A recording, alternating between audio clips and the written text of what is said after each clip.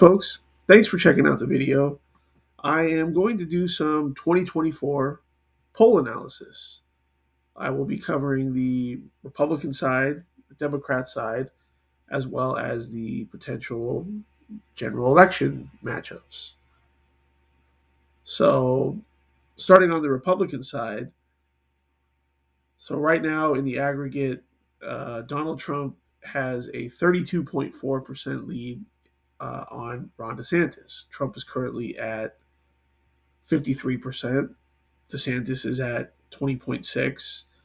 Mike Pence is at 6.3. Nikki Haley at 3.4. Tim Scott at 3.2. And Vivek Ramaswamy at 3.1. And a few other people under that, including Chris Christie, Asa Hutchinson, and Larry Elder. So there hasn't been a lot of movement in the polls in the last several weeks. I did another analysis several weeks ago, and currently you can see the trend line here. Things have kind of evened out, so to speak, in the last 2 to 3 weeks. Trump's kind of cruising along. DeSantis is not doing very well. You know, the talk of Ron DeSantis entering the race was, well, wait till he enters. He entered the race and fell flat. Now they're saying wait for the debates. Okay, that's not going to change anything. And then they're going to say, well, wait, wait for the actual elections. And again, there's no evidence that Ron DeSantis has any kind of momentum particularly in any of the early states. So, as of right now, Trump is cruising along. If we even break it down, if we go to some of the early states and we look at Iowa here, Trump's up by 24. Okay, he's blowing Ron DeSantis away in Iowa. And if Ron DeSantis has any chance of somehow managing to turn things around, he's going to need to pick up a win in Iowa, New Hampshire, one of the early states. And if we look at New Hampshire, speaking of, Donald Trump has a 26.6% lead. Ron DeSantis is under 20 points there. Even if we look at Florida, I mean, certainly Ron DeSantis just got reelected in Florida by a huge margin. He's popular there.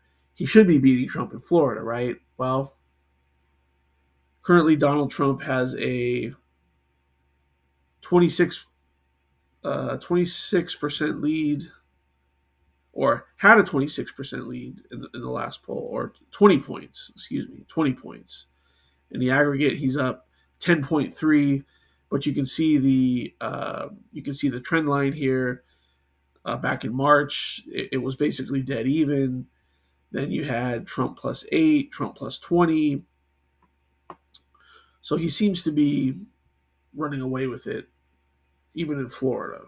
So if Ron DeSantis can't even win the state that he's the governor of, he might as well drop out. But he's not going to, at least not right now.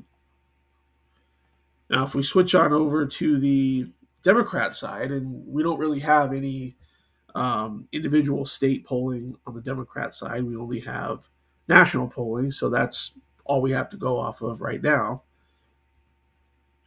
And currently in the aggregate, Joe Biden has a 49.6 point lead. He's at 64.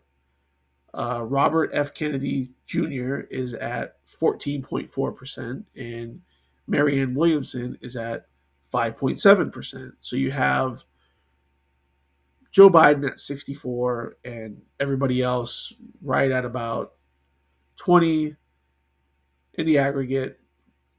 In some polls, upwards of 25 to 30% of Democrats are saying that they will vote for somebody else other than Joe Biden, at least of the declared candidates. So now you may look at this and see, oh, well, Joe Biden's running away with it. He's at 64. He has a 50-point lead. And that's true, but for a sitting president, an incumbent president, to be at only at 64% in the aggregate, and in some polls he's as low as 54, and he's as high as 73. In all likelihood, he's somewhere in the middle there. That is not very good. That is not very good. The fact that there's that much dissatisfaction on the Democrat side um, is not a very good sign for Joe Biden. I think a lot of Democrats are just really indifferent towards the guy, or if they're being honest, they don't really like him. They think he's too old. He's showing his age. It'd be one thing if Joe Biden was the age that he is and was, you know, mentally alert and physically fit and not having any issues, but he obviously is. So now some people think, oh well, he's actually not going to run again. We'll see. We'll see. I mean, I know a lot of people didn't think he'd make it through the 2020 campaign, and he somehow did, and he's still here. He's still there. So we'll see. I think he will be the candidate until I see otherwise. So there's no indication that he's going anywhere. Now, if we actually look at the general election matchups, we will see here. Got to go back here. So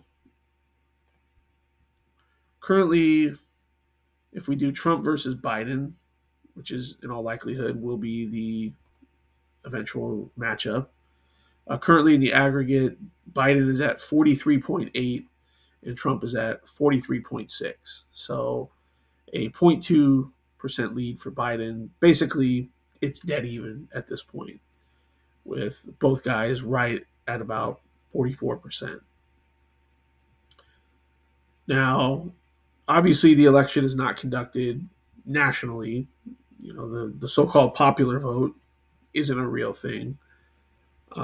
So at this point, if that's the actual state of the race and Joe Biden is only up by zero point 0.2 points, then that is very good news for Donald Trump.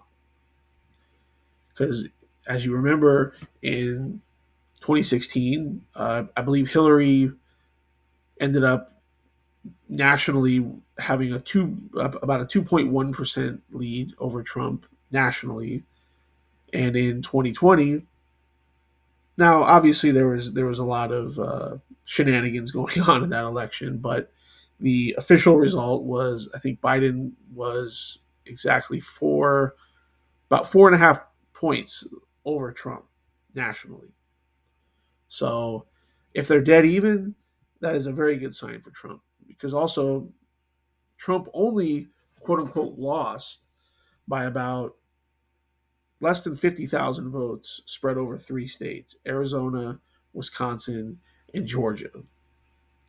So if those states move even the slightest bit in Trump's direction, and we're talking tenths of a percentage point, he wins. Not to mention any other states where things are trending in Trump's direction that could also swing his way and give him another path to victory. And by that, I'm talking about states such as Nevada, which he narrowly lost, possibly even again winning Michigan, Pennsylvania. Now those obviously are two very difficult states for any Republican to win, but Trump's shown that he can do it. He's done it before. Bush didn't do it. Romney didn't do it. McCain didn't do it. Bob Dole didn't do it. George Bush Sr. didn't do it when he ran for reelection. So Trump's proven that he can do it. Now he didn't do it last time, but he's done it before. He can do it again. Now, if you're Joe Biden, again, not only among Democrats but nationally, for him to be polling that low is not very good. not very good, because a lot of people who are undecided typically are going to break against the incumbent, because if they were happy with them, they would say that they would be voting for them. And the economy is not doing well. You look at inflation, the housing market. We're in a proxy war with Russia, which nobody voted for. So, state of the race at this point will be Donald Trump versus Joe Biden.